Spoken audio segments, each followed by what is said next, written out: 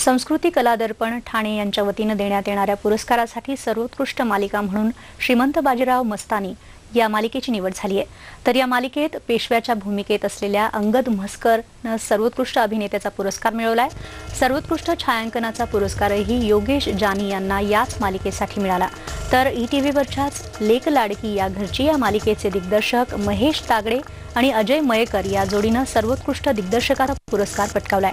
ठाण्यात शनिवारी या संगीत रजनी पुरस्कारांचं वितरण करण्यात आलं। यावेळी सर्वोत्कृष्ट कला गौरव पुरस्कार ज्येष्ठ समाजसेविका सिंधुताई सकपाळ आणि ज्येष्ठ अभिनेते रवी पटवर्धन यांना देण्यात आला। चित्रपट क्षेत्राचा सर्वोत्कृष्ट अभिनेता पुरस्कार मोहन जोशी तर अभिनेत्री म्हणून तेजस्विनी पंडितला गौरवण्यात आलं। विनोदी अभिनेत्यांचा पुरस्कार किशोर चौगुले तर अभिनेत्रीचा पुरस्कार पौर्णिमा अहिरेनं पटकावला।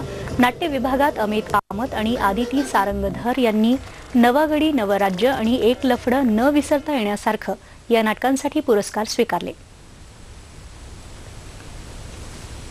आपली मुंबईत इथे थांबूयात, पुन्हा भेटूयात काही क्षणातच इतिवृत्तांतमध्ये प्रदीपसह। नमस्कार।